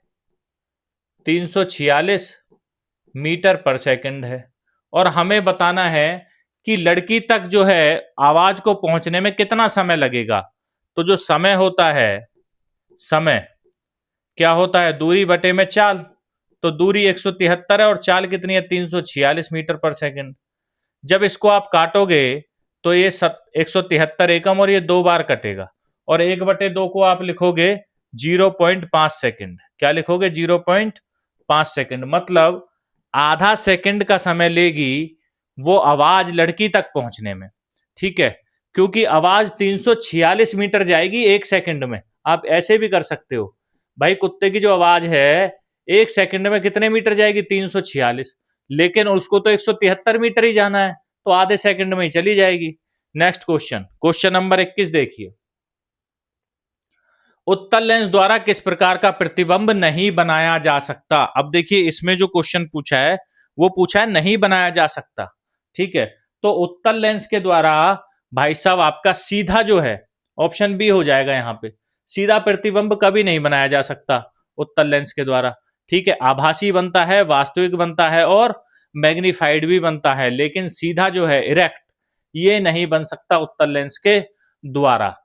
ठीक है भाइयों, क्लियर है? नेक्स्ट क्वेश्चन पे चलते हैं। क्वेश्चन नंबर है आपका, हाँ जी, चलो ये भी बता देते हैं। देखिए, जो उत्तल लेंस है सामान्यतः ये वास्तविक और उल्टा प्रतिबिंब बनाता है। ठीक है, वास्तविक बनाता है और उल्टा बनाता है। और उत्तल लेंस को अभिसारी लेंस भी कहते हैं। क्या कहते हैं? अभिसारी लेंस। ये क्वेश्चन पूछ लिया जाता है कि अभिसारी लेंस किस लेंस को कहते हैं, तो आपको बताना है उत्तल लेंस को, यानी कि कॉन्वेक्स लेंस को जो है वो अभिसारी लेंस भी कहा जाता है। क्वेश्चन नंबर 22 को पढ़िए। एसिडिटी से पीड़ित होने पर एंटासिड टैबलेट ली जाती है। ठीक है, एसिडिटी अगर किसी को होती है तो कौन सी टैबलेट देते हैं? एंटासिड टैबलेट दी जाती है, क्योंकि एंटासिड टैबलेट प्रकृति में खालिस्तान होती है। तो भाई साहब देखिए, जब भी एसिडिटी होगी तो उसको न्यूट्रलाइज करने के लिए किसकी जरूरत होगी? क्षार की जरूरत होगी। ऑप्शन बी ऑटोमेटिक करेक्ट हो जाएगा। ये क्वेश्चन मैं साइंस की वीडियोस में करा चुका हूं। जब भी एसिड को न्यूट्रलाइज करना होगा तो बेस जो है उसको उसमें मिलाना होगा। तो जो ये टैबलेट है ना, एंटासिड टैबलेट, ये किस नेचर की होती है? बेसिक नेचर, यानी कि क्षारीय नेचर की होती है। ठीक है, ये जब एंटासिड जो अम्ल है, जो एसिड है, उससे जो एसिडिटी है, जो एसिड बनता है, उससे जब ये मिलती है तो उसको न्यूट्रलाइज कर देती है, ठीक है, निष्क्रिय कर देती है। और निष्क्रिय करती है तो जो आपका एसिडिटी है वो खत्म हो जाती है, क्योंकि न्यूट्रलाइजेशन हो जाता है। नेक्स्ट क्वेश्चन, क्वेश्चन नंबर 23 देखिए। खालिस्तान विद्युत धारा के तापीय प्रभाव पर आधारित एक सुरक्षा उपकरण है। बताइए, बैटरी है, फ्यूज है, टर्मिनल है या बेल है? तो भाई साहब ये है फ्यूज। जो फ्यूज है ये विद्युत धारा के तापीय प्रभाव पर आधारित एक सुरक्षा उपकरण है। जैसे ही विद्युत धारा को जो तापीय प्रभाव है वो बढ़ता है, फ्यूज जो है वो आपका कोई भी शॉर्ट सर्किट होने से वहां पे बचा देता है, ठीक है। क्योंकि जो फ्यूज होता है इसका गलनांक जो होता है, इसका गलनांक जो है वो बहुत कम होता है। गलनांक क्या होता है इसका? कम होता है। तो जैसे जैसे अगर तापीय प्रभाव ज्यादा होगा तो गलनांक इसका कम है, ये फ्यूज हो जाएगा, है ना। इसीलिए इसको लगाया जाता है और शॉर्ट सर्किट से ये जो है वो सुरक्षा देता है, ठीक है। घरों में अब तो एमसीबी का प्रयोग होने लगा। किसका? एमसीबी का प्रयोग होने लगा दोस्तों, ठीक है। अब क्वेश्चन आता है कि एमसीबी का पूरा नाम क्या है? एमसीबी का पूरा नाम बताइए कमेंट बॉक्स में। तो इसका पूरा नाम है आपका मिनिएचर सर्किट ब्रेकर। क्या है भाइयों? Miniature circuit breaker. सर्किट को ब्रेक कर देता है, इसलिए सर्किट ब्रेकर तो सी भी हो गया। और एम का मतलब है मिनिएचर, ठीक है। मिनिएचर सर्किट ब्रेकर जो है इसका पूरा नाम है। नेक्स्ट क्वेश्चन पे चल देते हैं, क्वेश्चन नंबर 24। क्वेश्चन नंबर 24 देखिए, पूछता है अम्ल और क्षार एक दूसरे के साथ अभिक्रिया करके लवण और जल बनाते हैं। बिल्कुल बनाते हैं, ठीक है, लवण और जल बनाते हैं। यह अभिक्रिया एक खालिस्तान अभिक्रिया है। तो बताइए, विस्थापन है या फिर न्यूट्रलाइजेशन है या फिर डिकम्पोजिशन है या प्रेसिपिटेशन है? तो यह है आपका न्यूट्रलाइजेशन, यानी कि तटस्थलीकरण अभिक्रिया है ये, ठीक है। ऑप्शन बी करेक्ट हो जाएगा। जैसे मैं एक अभिक्रिया आपके लिए लिख देता हूं यहाँ पे, HCl जो एसिड है और NaOH जो है ये आपका बेस है, यानी कि क्षार है, ठीक है। जब दोनों मिलेंगे ये तो ये बनेगा यहाँ पे NaCl और आपका H2O जो है वो बाहर निकल जाएगा, ये पानी है ये निकल जाएगा, ठीक है। और ये क्या है? ये आपका लवण बन जाएगा जिसको हम साल्ट बोलते हैं, ठीक है। ये आपका जल बन जाएगा। और ये आपका अम्ल है जिसको हाइड्रोक्लोराइड बोलते हैं। और ये आपका जो है वो क्षार है। अम्ल और क्षार मिलके क्या क्या बना रहे हैं? लवण और जल बना रहे हैं, ठीक है। और ये जो होती है एक अभिक्रिया जो होती है ये ऊष्माक्षेपी अभिक्रिया होती है भाई साहब। कौन सी अभिक्रिया होती है ये? ऊष्माक्षेपी अभिक्रिया होती है, इसको आपको याद रखना है, ठीक है। नेक्स्ट क्वेश्चन पे चलते हैं। क्वेश्चन नंबर 25 देखिए। क्वेश्चन नंबर 25 बोलता है कि दो विलीय लवणों को मिश्रित करने पर एक अविलीय ठोस निर्मित होता है, ठीक है। यह किस प्रकार की अभिक्रिया है? यह है भाई साहब आपकी प्रेसिपिटेशन, जिसको अवक्षेपण बोलते हैं। क्या है ये? अवक्षेपण अभिक्रिया है, ठीक है। इसमें अवक्षेप बनते हैं इसीलिए इसको अवक्षेपण अभिक्रिया कहते हैं, ठीक है। अविलीय पदार्थ जो हैं उनको क्या कहा जाता है? अविलीय पदार्थों को क्या कहा जाता है? इनको अवक्षेपण कहा जाता है, अवक्षेप इनको कहा जाता है। क्या कहा जाता है? अवक्षेप इनको कहते हैं। इसीलिए जो ये अभिक्रिया है ये कौन सी है? अवक्षेपण अभिक्रिया है, ठीक है भाइयों। नेक्स्ट क्वेश्चन पे चलते हैं। क्वेश्चन नंबर है आपका 26। क्वेश्चन 26 को देखिए, निम्नलिखित में से किस अंग में पाचन क्रिया नहीं होती? इनमें से किस अंग में पाचन क्रिया नहीं होती? तो भाई साहब स्टमक में, आमाशय में होती है, छोटी आंत में होती है, बड़ी आंत में होती है, फेफड़ों में नहीं होती। ऑप्शन डी जो है वो करेक्ट हो जाएगा। जो फेफड़े हैं ये आपके श्वसन तंत्र का भाग है। किसका है? श्वसन तंत्र का भाग है फेफड़े आपके, ठीक है। ये आपको याद रखना है। गैसों का आदान प्रदान करते हैं, मतलब ऑक्सीजन लेते हैं और कार्बन डाइऑक्साइड छोड़ते हैं, क्योंकि श्वसन तंत्र का भाग है। यह पाचन तंत्र का भाग नहीं है भाइयों, इसका आपको याद रखना है। जो फेफड़े हैं कौन सी गैस लेते हैं? ऑक्सीजन जो है वो लेते हैं और कौन सी गैस छोड़ते हैं? CO2 छोड़ते हैं। ये दोनों को आपको याद रखना है। ऑक्सीजन लेंगे और CO2 छोड़ेंगे। ठीक है, नेक्स्ट क्वेश्चन। क्वेश्चन नंबर देखिए 27। 27 नंबर क्वेश्चन देखिए, निम्नलिखित में से कौन सा एक मस्तिष्क रोग विकार नहीं है? मतलब ब्रेन डिजीज जो है वो नहीं है, इनमें से कौन सा रोग है ये बताना है। ठीक है, ऑप्शन आपको दिए हुए हैं। ऑप्शन दिया हुआ है स्वलीनता, ये मस्तिष्क रोग है। वाचन वैकल्य, डायलेक्सिया, ये भी है। मिर्गियाना, ये भी है। और निलय विकम्पन, ये नहीं है। तो ऑप्शन डी जो है ये करेक्ट हो जाएगा।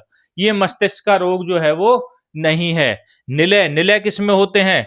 निलय होते हैं आपके हृदय में। किस में होते हैं? हृदय में होते हैं, इसलिए ये एक हृदय रोग है। ठीक है। वल्व, वल्व विकम्पन जो है ये कौन सा रोग है? हृदय का रोग है भाइयों। ठीक है, जब जो धड़कन होती है ना हृदय की, वो अनियमित हो जाती है। अनियमित जब धड़कन हो जाती है, अनियमित का मतलब है नियमित रूप से नहीं चलती, तब ये रोग होता है हृदय में निलय विकम्पन का। ठीक है, और बाकी तीनों जो हैं ये आपके मस्तिष्क रोग हैं। ठीक है, तंत्रिका तंत्र के रोग हैं ये, एक तरह से अगर मैं बात करूं तो। क्वेश्चन नंबर 28 देखिए। क्वेश्चन नंबर 28 है, मानव जठर नाल के निम्नलिखित में से किस अंग में भोजन का पूर्ण पाचन होता है? पूर्ण पाचन पूछा गया है। तो पूर्ण पाचन हमारा होता है छोटी आंत में, जिसको हम स्मॉल इंटेस्टाइन कहते हैं। उसमें हमारा पूर्ण रूप से पाचन जो है वो हो जाता है। देखिए, अधिकांश जो पाचन है वो छोटी आंत में होता है। इसकी लंबाई कितनी होती है स्मॉल, छोटी आंत की? लगभग 6 मीटर। लगभग 6 मीटर, आप सोच सकते हो लगभग 6 मीटर लंबी होती है आपकी जो है छोटी आंत। ठीक है, और यहीं पे जो है पोषक तत्वों का अवशोषण होता है। ठीक है, और अग्नाशय रस जो है वो यहीं पर कार्य करता है। ठीक है, पित्त रस भी यहीं मिलता है ना। नेक्स्ट क्वेश्चन पे चलते हैं। क्वेश्चन नंबर है आपका 29। क्वेश्चन नंबर 29 देखिए, निम्नलिखित में से कौन सा परिसंचरण तंत्र में होने वाला एक सामान्य रोग नहीं है? नहीं है वाले क्वेश्चन बहुत आ रहे हैं भाइयों। ठीक है, कौन से तंत्र में? परिसंचरण तंत्र में होने वाला एक सामान्य रोग नहीं है। तो देख लेते हैं। ठीक है, पहला ऑप्शन आपको दिया हुआ है एथिरोकाठिन्य, ये है। ठीक है, ये आपका सर्कुलेटरी सिस्टम का डिजीज है, यानी कि परिसंचरण तंत्र का डिजीज है। उसके बाद है सेकंड धमनी विस्फार, ये भी है। हृदय पेशी विकृति, ये भी आपका सर्कुलेटरी सिस्टम का डिजीज है। और चौथा है आपका सार्काइडोसिस। सार्कोइडोसिस जो है ये आपका परिसंचरण तंत्र का सामान्य रोग नहीं है भाइयों। ठीक है, ये जो है आपका सार्काइडोसिस, ये जो है ये सूजन संबंधी रोग है। कौन सा है? सूजन, यानी कि स्वेलिंग। जब स्वेलन आ जाती है, इसमें स्वेलिंग आ जाती है, सूजन आ जाती है, सूजन संबंधी रोग है ये। ठीक है, ये मुख्यतः जो है फेफड़ों को प्रभावित करता है। किसको प्रभावित करेगा? फेफड़ों को प्रभावित करेगा, ये आपको याद रखना है। फेफड़ों को प्रभावित करता है ये।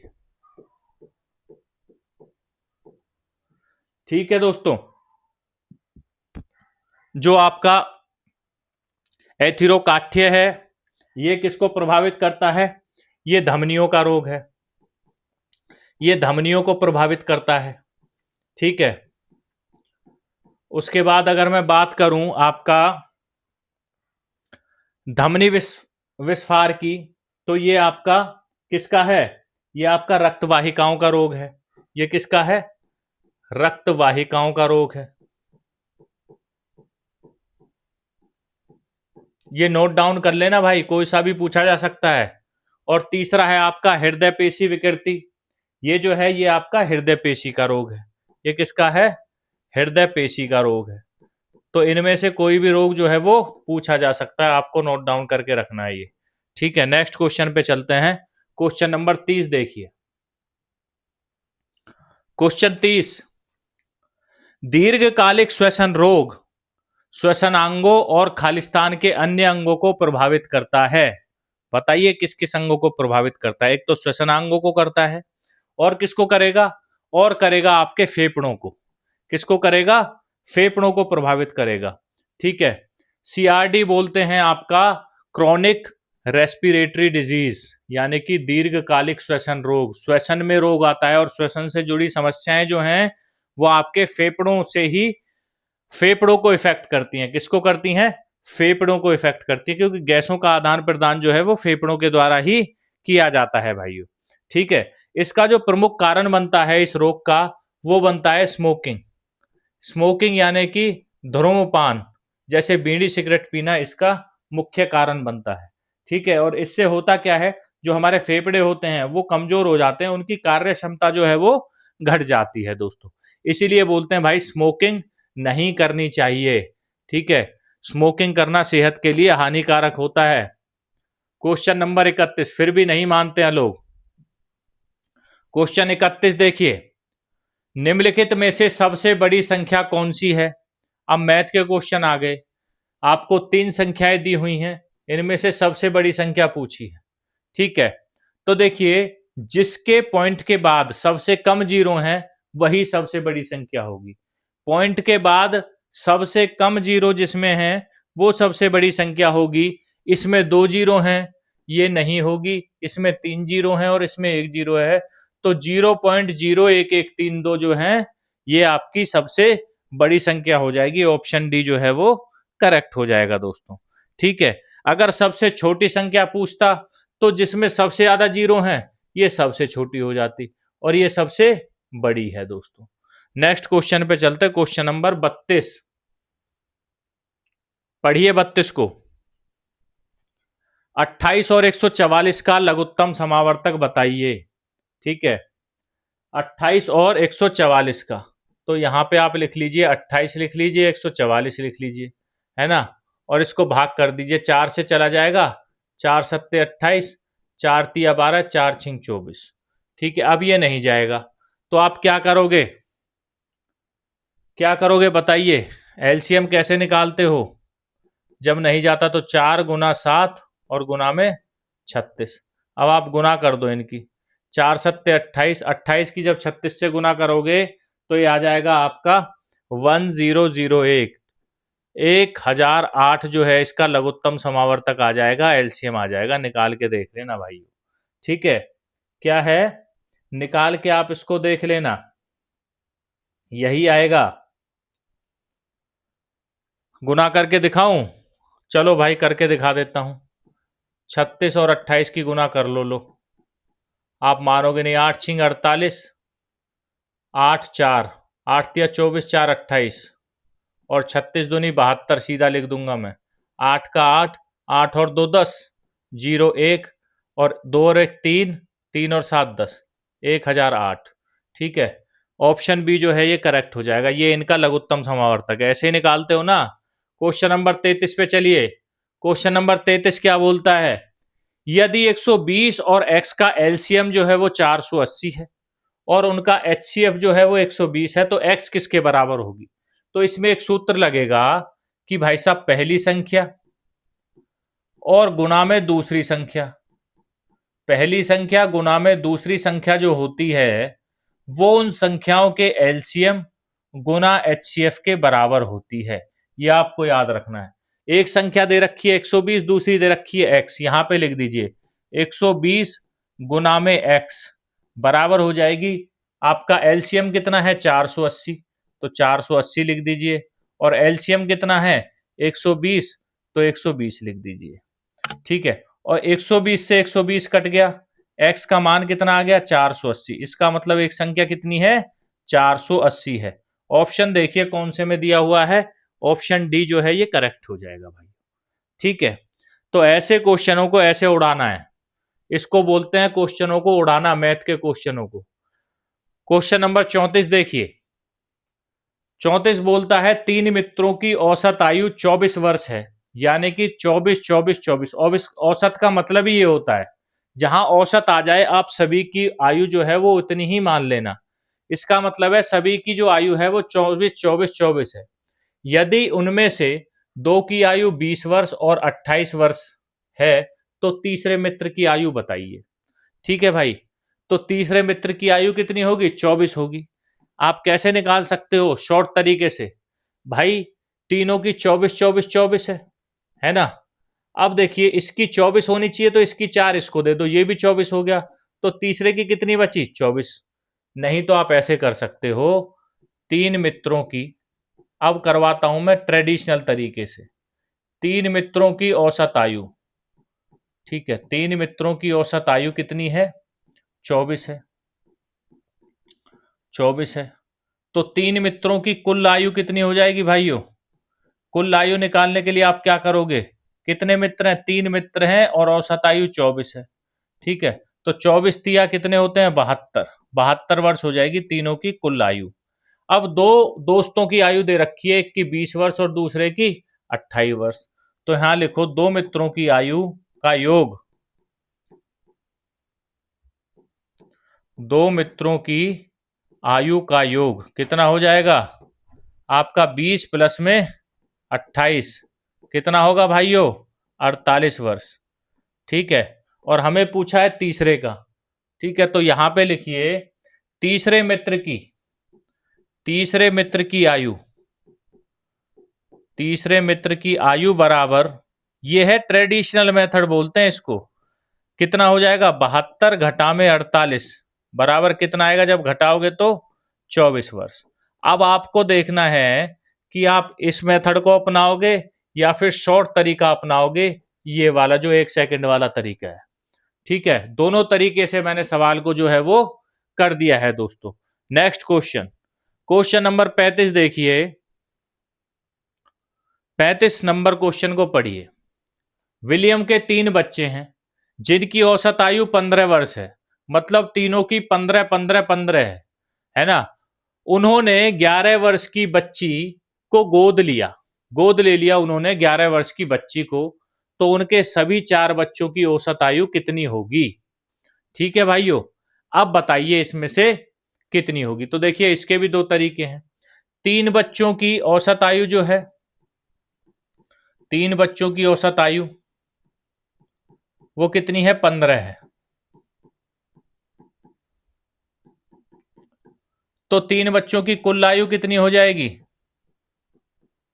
कुल आयु कैसे निकालते हो आप 3 बच्चों की? 3 गुना में 15 कितनी हो जाएगी? 45 वर्ष, है ना। अब चौथी जो है बच्ची उन्होंने गोद ले ली जिसकी आयु 11 वर्ष है। तो अब 4 बच्चों की कुल आयु की अगर मैं बात करूं, 4 बच्चों की कुल आयु, तो इसकी आयु की भी जोड़ दूंगा मैं उसमें। 3 बच्चों की कुल आयु 45 है और चौथी की कितनी है? 11। तो टोटल कितना हो जाएगा? 56 वर्ष। 56 वर्ष इन चारों की आयु का योग हो जाएगा। लेकिन मुझे तो औसत पूछा है, तो 4 बच्चों की औसत आयु, औसत आयु कितनी हो जाएगी? कुल आयु 56 और बटे में 4, 4 से जब इसको काटोगे 4 एकम 4 और 4 चौक 16, 14 वर्ष हो जाएगी। कितनी हो जाएगी? 14 वर्ष हो जाएगी भाइयों। ऑप्शन नंबर जो है बी करेक्ट हो जाएगा। ये तो हो गया आपका ट्रेडिशनल मेथड। शॉर्ट तरीका क्या है इसका? शॉर्ट तरीका करा देता हूं। देखिए 3 बच्चे हैं, तीनों की 15 15 15 है औसत आयु। अब मिल गया एक 11 साल का बच्चा भी इसमें मिल गया। अब औसत आयु इसकी पूछी है, तो औसत आयु के लिए आपको क्या करना है? इन चारों को बराबर करना है, वही तो औसत आयु होगी। नहीं तो आप करोगे क्या? ये जो है 11 साल का बच्चा, ये इनसे कितना कम लेके आया? 4 कम लेके आया। भाई तीनों से कितना कम लेके आया? 4 ही तो कम लेके आया। अगर ये 15 लाता तो औसत आयु 15 ही होती, लेकिन ये लेके कितना आया? 11। 11 साल है इसकी उम्र, कितनी कम लेके आया? 4 साल। अब जो ये 4 साल है सभी में बटेगी, क्योंकि ये 4 साल कम लेके आया, तो चारों में 4 साल को अगर बांटोगे तो एक एक साल जो है वो कम हो जाएगी। तो 15 15 की जगह क्या क्या हो जाएगी सबकी औसत आयु? 14 14 14। तो औसत आयु कितनी हुई? 14 साल। ये शॉर्ट तरीका है, आपकी मर्जी है कैसे करना है, आपकी मर्जी है दोस्तों। क्वेश्चन नंबर 36, ये तो बेसिक अंडरस्टैंडिंग वाला क्वेश्चन है जो शॉर्ट ट्रिक से हम कराते हैं। क्वेश्चन 36 है, 7/4 खालिस्तान के बराबर है, प्रतिशत में बताना है। 7/4 प्रतिशत में बताना है, यानी कि गुना 100। 4 से काट दो 100 को, 25 बार करता है, और 25 की जब गुना करते हो 7 से तो 175 आता है। 25 सत्ते 175, और यहाँ क्या लग जाएगा? प्रतिशत। ऑप्शन डी जो है वो करेक्ट हो जाएगा। प्रतिशत क्यों लगेगा?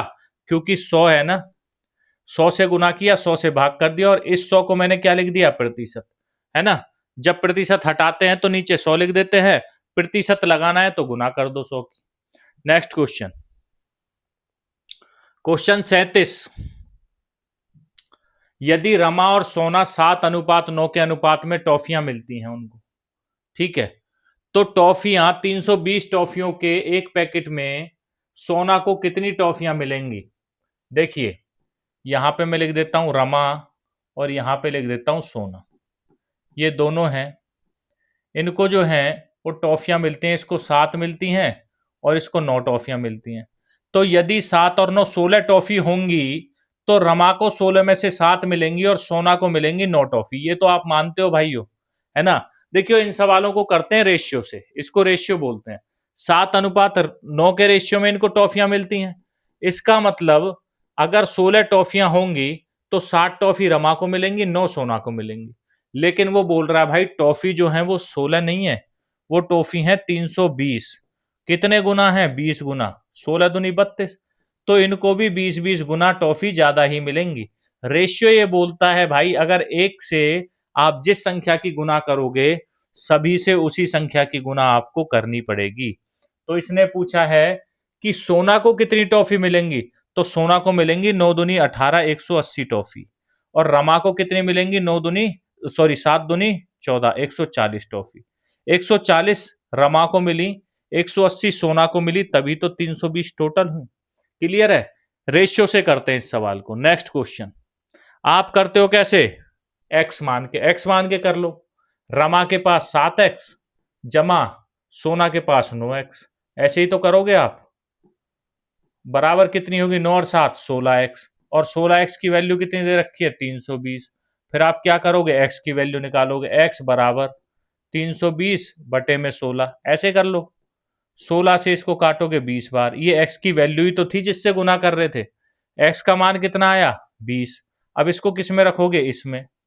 तो 9x का मतलब है 9 गुना 20, और 9 दूनी कितना हुआ? 180। यहां रखोगे तो 7x मतलब 7 गुना में x का मान कितना है? 20, तो 7 दूनी 14, 140। कैसे भी देख लो भाई, उत्तर वही आना है। नेक्स्ट क्वेश्चन, क्वेश्चन नंबर है 38। 20 ml दूध को 4 लीटर जल में मिलाया जाता है, ठीक है। इस मिश्रण में जल और दूध का अनुपात क्या होगा? अनुपात बताइए भाई साहब, क्या होगा? अनुपात बता देते हैं। देखिए, वाटर टू मिल्क, जल और दूध का अनुपात पूछा है, तो मैं लिख लेता हूं यहां जल और अनुपात में लिख लेता हूं दूध। तो जल कितना है? 4 लीटर। 4 लीटर को मैं लिख सकता हूं 4000 ml, है ना। और दूध कितना है? 20 ml, तो इसको मैं लिख लेता हूं 20 ml। देखिए, अनुपात निकालने के लिए ना आपको सबसे पहले यूनिट सेम करनी होंगी। 1 लीटर में 1000 मिलीलीटर होते हैं, तो 4 लीटर में 4000 हो गए। क्योंकि इसकी यूनिट मिलीलीटर में थी तो मैंने मिलीलीटर में कर ली, है ना। मिलीलीटर से मिलीलीटर कटा, 0 से 0 कटा, 2 से ये एक बार गया और ये 200 बार गया। तो जल और दूध का अनुपात कितना हो गया? 200 अनुपात 1 हो गया। ऑप्शन किस में दिया हुआ है? बी में दिया हुआ, ऑप्शन बी करेक्ट हो जाएगा। ठीक है भाइयों, कर लोगे इन सवालों को, यही क्वेश्चन आएंगे आपके पेपर में। प्रैक्टिस करके चले जाना इन क्वेश्चनों की, बाद में बोलोगे सर ने कराए नहीं। एक एक क्वेश्चन करा रहा हूं यहां पे, बता भी रहा हूं किस तरीके से होगा। प्रैक्टिस करना आपकी जिम्मेदारी है। बस आप जो है, जो हमारी प्लेलिस्ट बनी हुई है मॉक टेस्ट की, 11 मॉक टेस्ट उसमें पड़े हैं, 12वां जो है वो आज डल जाएगा। 12 मॉक टेस्ट, ऐसे ही मॉक टेस्ट जो है मैं पूरे 30 कराऊंगा। पेपर हो भी जाएगा तब भी जो है, जब तक आपका पेपर होता है तब तक जितने मॉक टेस्ट होते हैं उनका रिवीजन आप करते रहिए, ठीक है। बाकी मेरा जो टारगेट है वो पूरे मॉक टेस्ट जो है वो 30 में कराऊंगा। क्वेश्चन नंबर 39 देखिए, 4540 रुपए की राशि पर 5% वर्ष की दर से 3 वर्ष में साधारण ब्याज क्या होगा? ठीक है, 3 वर्ष में साधारण ब्याज पूछा है भाइयों, निकाल लेते हैं। साधारण ब्याज का जो सूत्र है वो क्या है बताइए? साधारण ब्याज का सूत्र क्या है? वो है आपका मूलधन गुना में दर गुना में समय और बटे में 100, यही होता है। अब हमें तीनों चीजें दे रखी हैं। मूलधन हमें दे रखा है 4540 रुपए, ठीक है, तो 4540 यहाँ लिख लेंगे। दर मुझे दे रखी है 5%, तो यहाँ 5% लिख लो। समय कितना है 3 वर्ष, यहाँ पे 3 लिख लो और बटे में लिख दो 100, ये 100 लिख दिया। अब 0 से 0 काट दी, 5 से काटा 10 को 2 बार और 2 से काटा इसको, 2 दूनी 4, 2 दूनी 4 और 2 सत्ते 14, 227 बार। जब 227 की गुना 3 से करूंगा तो ये आएगा 681 रुपए। 681 रुपए आंसर आएगा। कैसे? अब मैं गुना कैसे करूंगा? मैं ऐसे नहीं करूंगा, 227 गुना में 3, 3 सत्ते 21, 1 2, 3 दूनी 6 और 2 8 और 3 दूनी 6, 681। मैंने कैसे किया मैं आपको बता देता हूं। 227 को मैंने 2 भागों में बांट लिया, 200 जमा 27, और मुझे पता है 27 तिया 81 होता है और 200 तिया 600 होता है, तो 681 मैंने ऐसे यहां पे लिख दिया दोस्तों। ठीक है, ये कैलकुलेशन करने के तरीके हैं। आप नहीं कर सकते, कोई दिक्कत नहीं है मेरे भाइयों। हमारा मुद्दा है सही उत्तर निकालना। आप इस तरीके से करिए, क्योंकि पेपर में समय की कमी नहीं है, समय पेपर में बहुत है। सिर्फ आपका जो मुद्दा है वो है सही उत्तर निकालना। जल्दबाजी में क्वेश्चन को गलत करके मत आ जाना। ये जो तरीके हैं, ये जो कैलकुलेशंस की शॉर्ट ट्रिक हैं, ये हम सीजीएल वाले बच्चों को कराते हैं जिनके पास टाइम की जो है वो कमी होती है। मैथ और रीजनिंग जो है, सेक्शनल टाइमर और लगा दिया इस बार सीजीएल में। ठीक है भाइयों, तो सेक्शनल टाइमर में क्वेश्चनों को बड़ी रफ्तार से करना होगा, तभी जो है बच्चा मेरिट में आ पाएगा। बहुत कंपटीशन है, बहुत ट्रिकी कैलकुलेशन है। नेक्स्ट क्वेश्चन पे चलते हैं। क्वेश्चन नंबर 40 देखिए। अमित अपने घर से कार्यालय 60 किलोमीटर प्रति घंटे की चाल से जाता है और 35 मिनट में पहुंच जाता है। ठीक है भाई, कितने मिनट में पहुंच जाता है? 35 मिनट में पहुंच जाता है। अगर 60 किलोमीटर प्रति घंटे की चाल से जाता है, यदि वह 70 किलोमीटर प्रति घंटे की चाल से जाता तो उसे कितना समय लगता भाइयों? ये बताइए आप मुझे। इसमें हमें देखिए करना कैसे, 60 किलोमीटर प्रति घंटे की रफ्तार से जा रहा है तो कितना समय लग रहा है? 35 मिनट। तो मैं दूरी निकाल लेता हूं। क्या निकाल लेता हूं? दूरी निकाल लेता हूं। ऑफिस की दूरी कैसे निकलेगी? दूरी निकलेगी चाल गुना में समय। ठीक है, चाल गुना में समय। अब देखिए सबसे पहले मैं यहां पे लिख लेता हूं चाल। यहां पे मैं चाल लिखता हूं। चाल है 60 किलोमीटर प्रति घंटा। 60 किलोमीटर प्रति घंटे की का मतलब है 1 घंटे में कितना जाता है? 60 किलोमीटर जाता है। इस लाइन को आप समझो, अगर इस लाइन को समझ गए तो क्वेश्चनों को तो चुटकी में आप निकाल दोगे। कैसे? 60 किलोमीटर प्रति घंटे की जगह मैं लिख देता हूं 60 किलोमीटर प्रति 60 मिनट। 1 घंटे को मैं 60 मिनट लिख सकता हूं, और इसका मतलब हो जाएगा 60 से 60 कट गया, क्योंकि 60 मिनट में जा रहा है 60 किलोमीटर। तो 1 मिनट में कितने किलोमीटर जाएगा भाइयों? 1 किलोमीटर। ये बात मानते हो आप? नहीं मानते हो? पहले ये बता दीजिए आप मुझे। भाई साहब 60 किलोमीटर प्रति घंटे का जो मतलब है, मैं यहां पे लिख देता हूं 60 किलोमीटर प्रति घंटा, और प्रति घंटे की जगह मैं यहां पे ये भी लिख सकता हूं कि 60 किलोमीटर प्रति 60 मिनट। भाई घंटे को मैं 60 मिनट लिख सकता हूं। इसका मतलब है कि भाई 60 मिनट में 60 किलोमीटर की दूरी जा रहा है ना? ये इसका मतलब हुआ। इसका मतलब जब 60 मिनट में 60 किलोमीटर जा रहा है तो 1 मिनट में 1 किलोमीटर जाएगा या नहीं जाएगा? बिल्कुल सही बात है, 1 मिनट में 1 किलोमीटर की दूरी तय करेगा। लेकिन वो बोल रहा है, चाल तो उसकी यही है 1 किलोमीटर पर 1 मिनट, वो बोल रहा है 35 मिनट में जाता है, 35 मिनट में पहुंचता है। तो दूरी अगर मैं कैलकुलेट करूं तो देखिए 1 मिनट में 1 किलोमीटर जा रहा है, तो 35 मिनट में कितना जाएगा? 35 किलोमीटर। ये उसकी दूरी हो जाएगी। ठीक है, ये क्वेश्चन के जो तरीके हैं इसको आप समझ लो। इसका मतलब क्या है? किलोमीटर प्रति घंटा, इसका मतलब होता है 1 घंटे में 60 किलोमीटर। ठीक है, 70 किलोमीटर प्रति घंटे का मतलब है 1 घंटे में 70 किलोमीटर की रफ्तार जो है उससे चल रहा है। तो क्वेश्चन को मैं अब आपको दोबारा से करा देता हूं। इसका मतलब है कि 1 घंटे में 60 किलोमीटर जा रहा है, यानी कि 60 मिनट में 60 किलोमीटर की दूरी तय कर रहा है। तो 1 मिनट में कितनी दूरी तय करेगा? 1 किलोमीटर। लेकिन उसको समय कितना लग रहा है, 35 मिनट। तो 35 मिनट में कितनी दूरी तय करेगा, 35 किलोमीटर। इसका मतलब भाई दूरी तो हो गई मेरी 35 किलोमीटर। दूरी कितनी हुई, 35 किलोमीटर, है ना। इसको आप ऐसे भी कर सकते हो कि चाल जो है, चाल को आप निकाल लो 60 किलोमीटर, 60 किलोमीटर प्रति घंटे को आप निकाल दो, 60 किलोमीटर घंटे को आप निकाल दो पर मिनट में, 60 मिनट, और 60 से 60 कट गया। आप लिख सकते हो चाल है 1 किलोमीटर, 1 किलोमीटर प्रति 1 मिनट, ये लिख सकते हो ना। और जो आपकी दूरी होती है वो होती है चाल गुना समय। तो चाल क्या है, 1 किलोमीटर बटे में 1 मिनट, और समय कितना है, गुना में 35 मिनट। तो मिनट से मिनट कट गया, आपका दूरी आ गई 35 किलोमीटर। अब 35 किलोमीटर की दूरी तय करनी है, कितनी चाल से, 70 किलोमीटर से।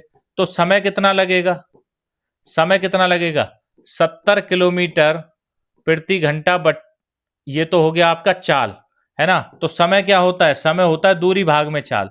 दूरी कितनी है, 35 किलोमीटर, और आपकी चाल कितनी है, 70 किलोमीटर प्रति घंटा। तो 70 से 35 से एक बार और ये दो बार, यानी कि आधा घंटा लगेगा आपको। कितना लगेगा, आधा घंटा।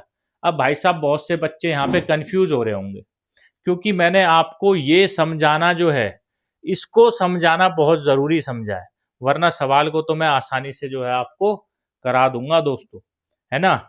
सवाल तो आसानी से हो जाएगा, बट मुझे ये समझाना था आपको। अब मैं कराता हूं इसको आपको ट्रेडिशनल मेथड से, ठीक है। सबसे पहले मैं निकालता हूं दूरी, दूरी निकालता हूं मैं चाल गुना समय, चाल गुना में समय। और चाल मुझे दे रखी है भाई साहब 60 किलोमीटर प्रति घंटा, और समय दे रखा है 35 मिनट। 35 मिनट को मैं घंटे में कन्वर्ट करूंगा तो बटे में लिखूंगा 60, ठीक है। ये भी क्या हो गया, घंटा हो गया। तो घंटे से घंटा कट गया, 60 से 60 कट गया, डिस्टेंस कितना आ गया, 35 किलोमीटर। ये तो आपको समझ में आ गया होगा, आप इसी भाषा में समझोगे। दूरी कितनी है, 35 किलोमीटर। अब मुझे क्या है, समय निकालना है। यदि चाल बराबर 70 किलोमीटर प्रति घंटा हो तो मुझे क्या निकालना है, समय। तो समय क्या होता है, समय होता है दूरी भाग में चाल, दूरी भाग में चाल। दूरी कितनी है, 35 किलोमीटर की है।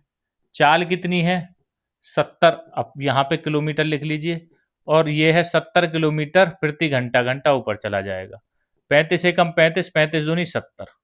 तो अगर आप घंटे में लिखोगे तो 1/2 को लिख सकते हो 0.5 घंटा, और मिनट में निकालना है तो आप कैसे करोगे, 1/2 घंटा है, 60 से गुना कर दो, मिनट आ जाएगा। 2 से 60 को काटोगे 30 बार, 30 मिनट जो है ये उत्तर आ जाएगा।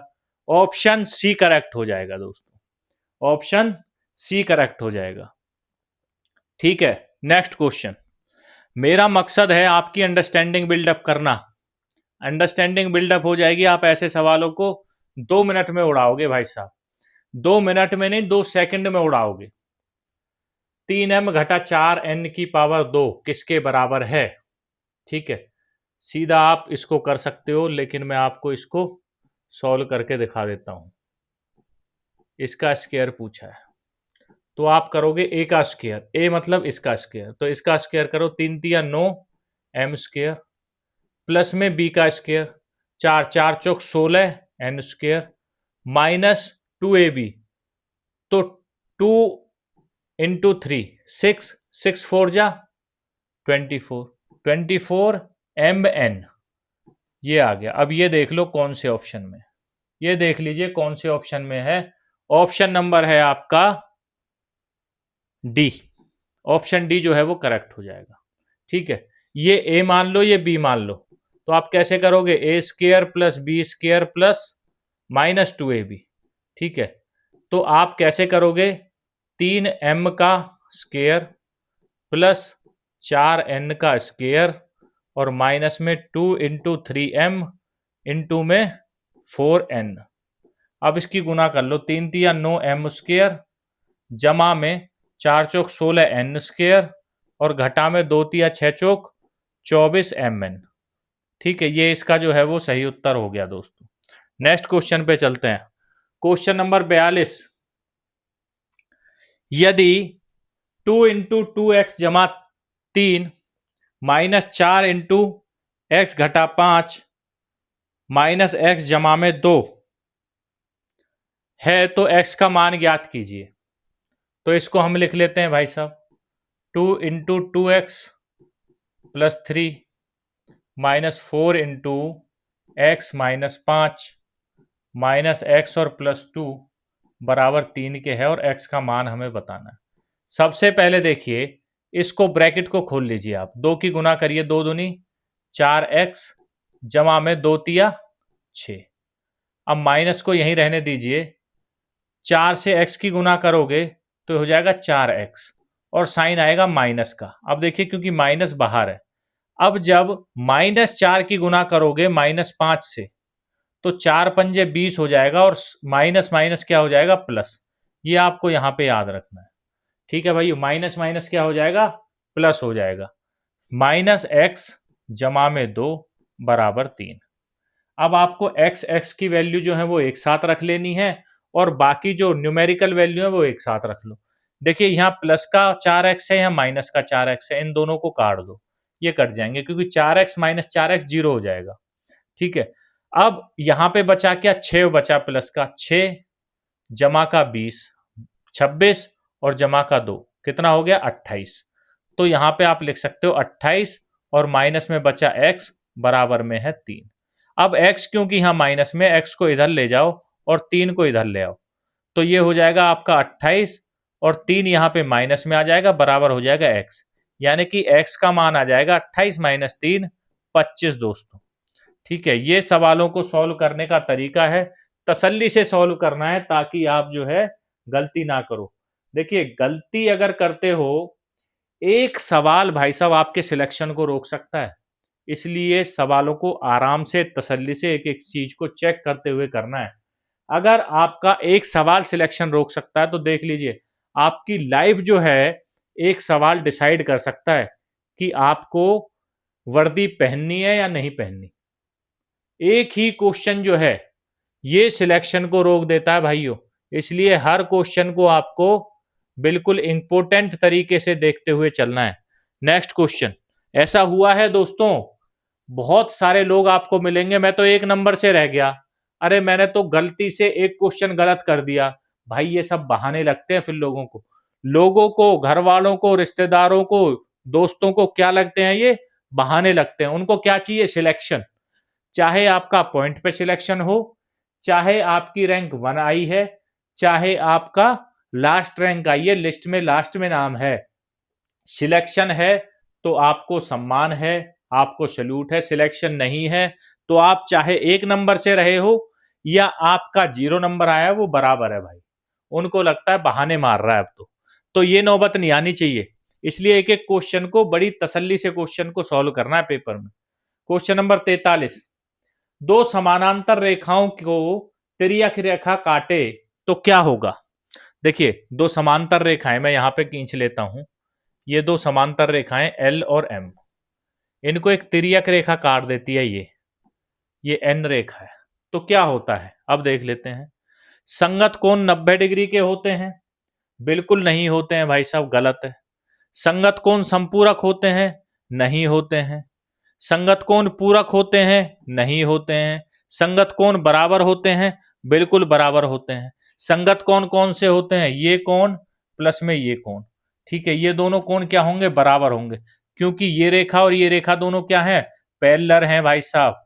एल पैरेलल किसके है, एम के, और तिर्यक रेखा एन काट रही है, तो ये कोण जो है वो इस कोण के हमेशा बराबर होगा। नेक्स्ट क्वेश्चन, क्वेश्चन नंबर 44, 8 भुजाओं वाला एक नियमित बहुभुज क्या कहलाता है। 8 भुजाओं वाले बहुभुज को कहते हैं अष्टभुज।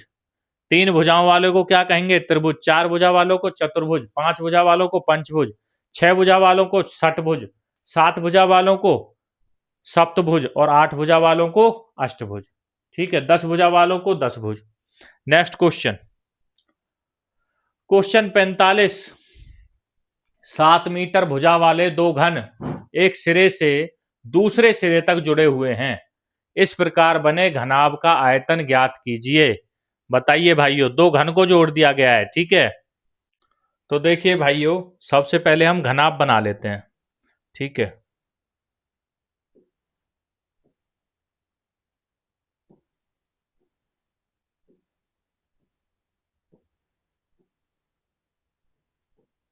ये आपका घनाभ है। इसकी जो भुजाएं हैं 7-7 मीटर हैं। 7 मीटर, ये भी 7 मीटर, ये भी 7 मीटर, ये भी 7 मीटर, ये भी 7 मीटर, ये भी 7 मीटर, सारी 7-7 मीटर है। अब हुआ क्या, एक और घनाभ जो है इसके साथ जोड़ दिया 7 मीटर का। एक और घनाभ को यहाँ पे 7 मीटर के को इसके साथ जो है वो जोड़ दिया, ऐसे जोड़ दिया भाइयों, ठीक है। अब देखिए ये दो घनाभ हो गए, ये बीच वाली जो है वो भुजा जो है ये कॉमन है, ठीक है। अब 7 मीटर ये हो गया और 7 ही ये हो गया। ये बाकी सारी जो भुजाएं हैं ये 7-7 मीटर हैं। ये भी कितना हुआ, 7 मीटर, ठीक है। अब देखिए ये जो है यहां से लेके ए से लेके बी तक, ये इसकी हो गई लंबाई। इसको मैं लंबाई कह सकता हूं। जब दो घनाभ जुड़ गए तो इसकी लंबाई जो है वो कितनी हो गई, 14 मीटर। 7 इसकी और 7 इसकी, 14 मीटर तो इनकी लंबाई हो गई। तो मैं लिख सकता हूं इनकी जो लंबाई है वो कितनी हो गई, 14 मीटर हो गई। इसकी जो चौड़ाई है, चौड़ाई है ये चौड़ाई कितनी है, ये 7 मीटर ही रहेगी, जिसको मैं बी लिख सकता हूं। ये 7 मीटर है। और इसकी हाइट, जो ऊंचाई है, ऊंचाई चाहे ये ले लो चाहे ये ले लो, ये सारी क्या है, ऊंचाई है। ये भी कितनी रहेगी, ये भी 7 मीटर ही रहेगी। तो तीनों भुजाएं मेरे पास आ गई, लंबाई चौड़ाई प्लस में ऊंचाई भाइयों, ठीक है। ये सारी भुजाएं 7-7 मीटर की हैं। ये भी ऊंचाई, ये भी, ये भी, ये भी, ये भी, ये भी, ये सारी ऊंचाई हैं, ठीक है। ये सारी क्या है, लंबाई है। ये भी लंबाई है, ये भी लंबाई है, ये भी भाई साहब लंबाई है, और ये भी लंबाई है, ठीक है। और चौड़ाई ये है, ये भी चौड़ाई है, ये भी चौड़ाई है, ये भी चौड़ाई है, ये भी चौड़ाई है, ये भी चौड़ाई है। ये 7-7 मीटर की। अब आयतन बताना है। क्या बताना है, आयतन यानी कि वॉल्यूम। जो आयतन होता है घनाभ का वो होता है लंबाई गुना में चौड़ाई गुना में ऊंचाई, ठीक है। तो लंबाई कितनी है, 14 है, चौड़ाई कितनी है, 7 है, और ऊंचाई कितनी है, 7 है। तो 7-7 49, और 49 की 14 से गुना करो। आप लिख सकते हो 49 गुना में 14, कितना आएगा, 14 निम्मा 9 छिक्के 686 आ गया भाई साहब। कितना आया, 686 मीटर क्यूब। ऑप्शन ए में दिया हुआ है। गुना करके दिखाऊं, दिखा देता हूं, ठीक है। 14 गुना 7 गुना 7, आपको करना क्या है, पहले इन दोनों की गुना कर लीजिए, 7-7 49, और 49 की गुना कर लीजिए 14 से, ठीक है। आपको करना क्या है, आप 50 की गुना करिए 14 से, 14 पंजे 70, मतलब 700, और उसमें से 14 घटा दीजिए, 686 आ जाएगा। या 4-नाम-36, 6-3, 4-चौक-16, और 3-19, और एक से जब 49 की करोगे तो 49 आ जाएगा। 6 का 6, 9-दूनी-18, 8-1, 4 और 1 5 और 1 6, 686। ऑप्शन जो है एक जो है वो करेक्ट हो जाएगा, ठीक है दोस्तों। नेक्स्ट क्वेश्चन देखिए, क्वेश्चन नंबर आपका, क्वेश्चन नंबर 46 क्वेश्चन नंबर 46 देखिए। अजय की रैंक ऊपर से 27वीं और नीचे से 5वीं है, कक्षा में कुल कितने विद्यार्थी हैं। ऐसे सवालों में पेन अगर आप उठाओगे तो भाई साहब मैं मानता हूं कि आपकी अंडरस्टैंडिंग लेवल 0 है। तो अंडरस्टैंडिंग बिल्डअप करिए, आप खुद को अजय मानिए कि आप खुद ही अजय हो, ठीक है। और आप खड़े हो 27वें नंबर पे, आप खुद अजय हो। ऐसे क्वेश्चनों में खुद मान लिया करो कि मैं खुद अजय हूं, ठीक है। ये अजय है, और ये अजय जो है ये खड़ा है 27वें नंबर पे। 27वें नंबर पे कहां से खड़ा है, ऊपर से। इसका मतलब क्या है, इसके जो ऊपर हैं ये 26 विद्यार्थी हैं, ये तो आप मानते हो। 26 विद्यार्थी जो हैं वो इसके ऊपर हैं, ये आपको मानना पड़ेगा, है ना, क्योंकि 27वां तो वो खुद है। अच्छा, अब बात कर लेते हैं नीचे से। वो बोल रहा है कि नीचे से वो 5वें स्थान पर है, ठीक है। 27वें नंबर पर ऊपर से है, और नीचे से कौन से स्थान पे है, 5वें पे है नीचे से।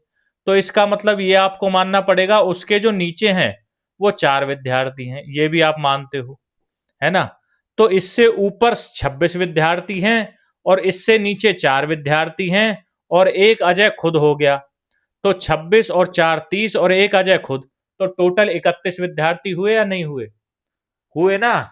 तो ऑप्शन आ जाएगा भाई साहब आपका 31। ठीक है। ऐसे सवालों में कोई फॉर्मूला याद करने की जरूरत नहीं है, सिर्फ बेसिक अंडरस्टैंडिंग का क्वेश्चन है। अपने आप को मानो, आप सोचो मेरे आगे 26 बंदे, 27वां मैं हूं, मैं पीछे से 5 हूं, इसका मतलब मेरे पीछे 4 बंदे हैं। तो आगे हुए 26, 4 हुए पीछे, 26 4 30 और एक मैं खुद 31वां। तो 31 जो है इसका आंसर आ जाएगा। Next question. फॉर्मूले लगाते हैं बच्चे इन क्वेश्चनों में, जो सरासर गलत है। Question number 47। एक निश्चित कूट भाषा में डी को 4 लिखा जाता है। डी जो है 4 लिखा जाता है, मतलब प्लेस वैल्यू है। एंड को 19 लिखा जाता है, ए एन डी। ए की प्लेस वैल्यू 1 है, एन की 14 है और डी जो है 4वें स्थान पर आता है। इसको क्या लिखा जाता है? 19। 19 क्यों लिखा जाता है? जब इनको आप जोड़ोगे तो 19 ही आएगा भाइयों। इसका मतलब ए एन और डी, इनकी जो प्लेस वैल्यू है वो सही है ना। उसी भाषा में डी ए एम को किस रूप में कूटबद्ध किया जाएगा? तो डी ए एम, इन तीनों को जोड़ना है। डी 4 पे है, जमा 1, ए क्या है? 1, और एम का मतलब क्या है? 13। तो 13 और 1 14 और 4 18। ठीक है, क्या आ जाएगा? 18। ऑप्शन डी आ जाएगा। ऑप्शन डी जो है वो करेक्ट हो जाएगा भाइयों। ठीक है, ऐसे सवालों को ऐसे करना है। नेक्स्ट क्वेश्चन देखिए, क्वेश्चन नंबर 48। 48 नंबर क्वेश्चन को आप देखिए। बोलता है यदि कंपनी शब्द के अक्षरों को अंग्रेजी वर्णमाला क्रम में पुनर्व्यवस्थित किया जाए तो कितने अक्षरों की स्थिति जो है वो अपरिवर्तित रहेगी, मतलब स्थिति बदलेगी नहीं। ठीक है, तो ये हम कर लेते हैं। क्या है कंपनीज? तो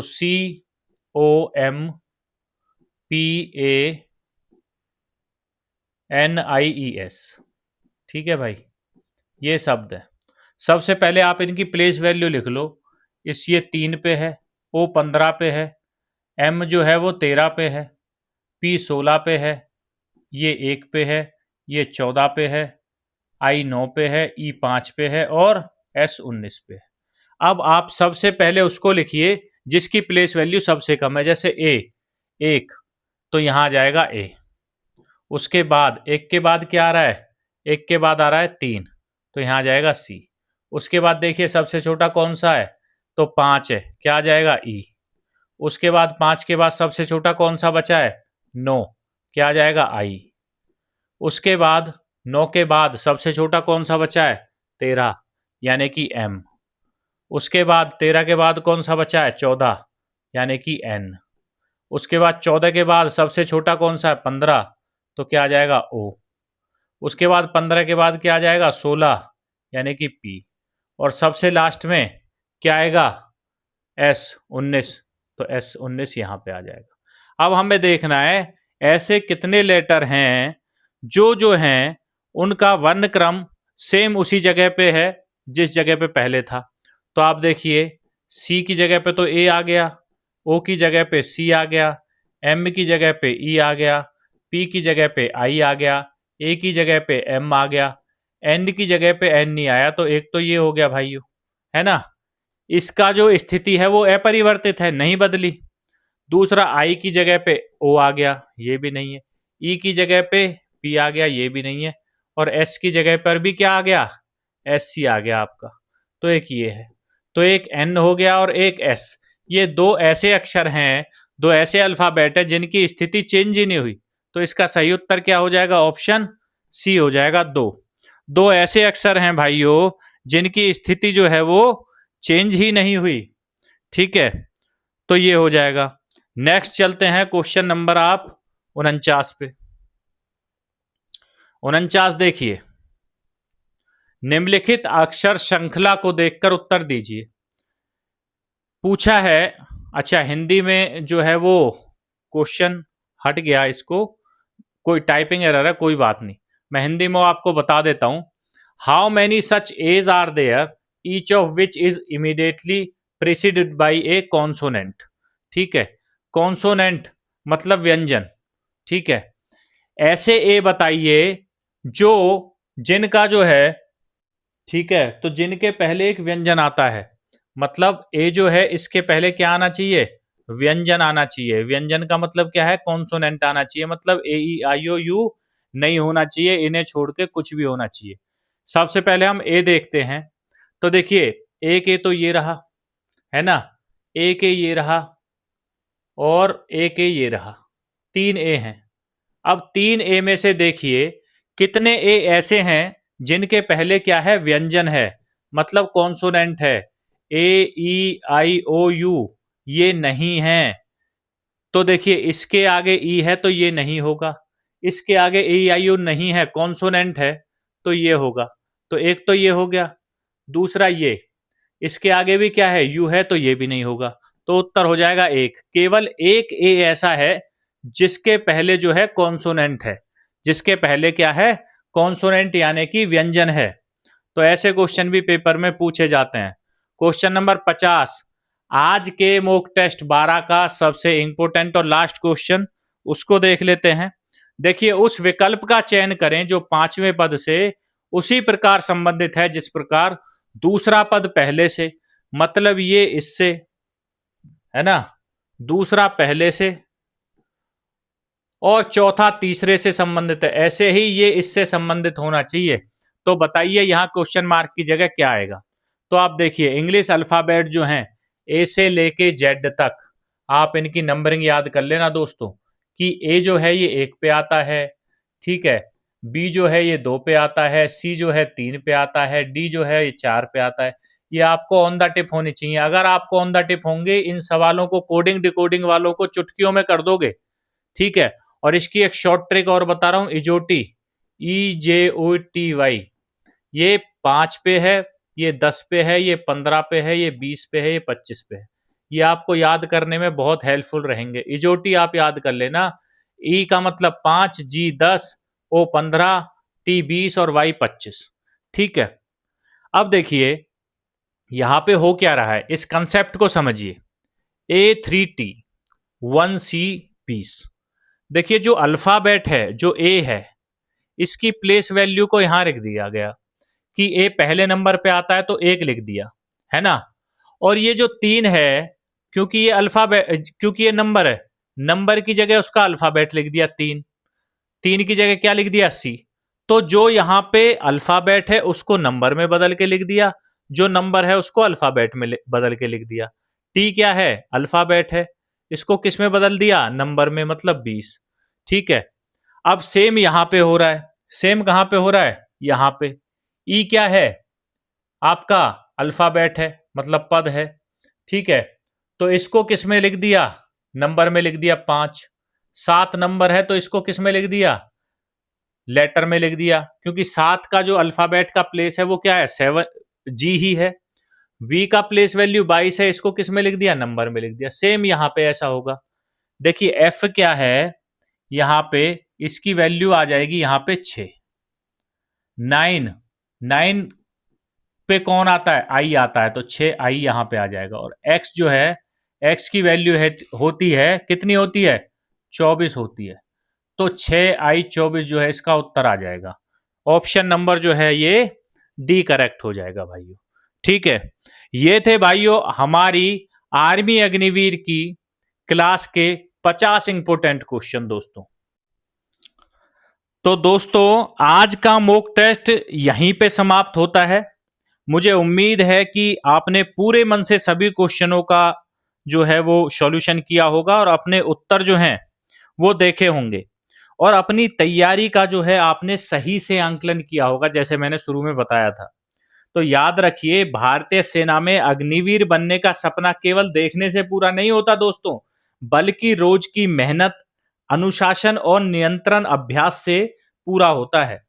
हर मॉक टेस्ट आपको आपकी कमजोरी से परिचित कराएगा और उन्हें ताकत में बदलने का अवसर भी देगा आपको, क्योंकि आपको पता चलेगा मेरी कमजोरी यहां है, ये क्वेश्चन मैंने गलत किया। और पेपर में अगर उसी टाइप का क्वेश्चन आया, आप बिल्कुल भी उसको गलत करके नहीं आओगे दोस्तों, ठीक है। यही मॉक टेस्ट का असली मजा होता है। तो अगर आज आपका स्कोर कम आया है ना, तो बिल्कुल निराश मत होइए दोस्तों, क्योंकि सफलता उन्हीं को मिलती है जो हार मानने के बजाय अपनी गलतियों से सीखते हैं। ये बात मेरी याद रखना। हो सकता है आज एक गलत उत्तर आपको असली परीक्षा में सही उत्तर दिला दे, है ना, जो उत्तर आपने गलत किया हो मैथ, रीजनिंग, साइंस या जीके का, वो आप परीक्षा में तो गलत नहीं करके आओगे, ये 100% है। क्यों? क्योंकि अगर आपने यहाँ पे गलती की है, उसको एनालिसिस किया है, तो परीक्षा में वो चीज आपके दिमाग में जो है वो रहेगी। इसलिए नियमित रूप से हमारी mock test series, practice set और मैराथन क्लासेस को देखते रहिए। जितना अधिक आप प्रैक्टिस करेंगे, उतना ही आपका जो कॉन्फिडेंस है वो बढ़ेगा और परीक्षा में सफलता की संभावना भाई साहब आपकी मजबूत होगी। ठीक है, पक्का आप सिलेक्शन लेके जाओगे। अगर आपको ये मॉक टेस्ट पसंद आया है दोस्तों, तो वीडियो को लाइक करें, अपने दोस्तों के साथ शेयर करें और चैनल को सब्सक्राइब करना ना भूलें, ताकि आने वाले सभी महत्वपूर्ण जो टेस्ट सीरीज हैं और क्लासेस हैं, उनकी नोटिफिकेशन आप तक पहुंच सके। और एक चीज और याद रखिए मेरी, देखिए, एक दिन जो ये मेहनत आप कर रहे हो ना, ये मेहनत ही आपको भारतीय सेना की वर्दी पहनाएगी।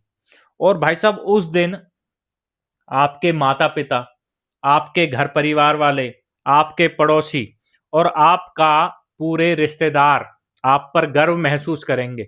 जो आज आपसे बात भी नहीं करते, वो भी बोलेंगे भाई ये मेरे रिश्तेदार है, ये मेरा भाई है या ये मेरा संबंधी है। तो याद रखिए भाई साहब, उगते सूरज को सलाम करता है हर कोई। अगर आपका सिलेक्शन हो गया तो सब आपके हैं। ठीक है, तो आप तैयारी करिए और आप अपना सिलेक्शन लीजिए। मिलते हैं नई वीडियो में नए मॉक टेस्ट के साथ। तब तक देखते रहिए हमारा सिलेक्शन पक्का यूट्यूब चैनल। मिलते हैं नेक्स्ट वीडियो में। धन्यवाद दोस्तों।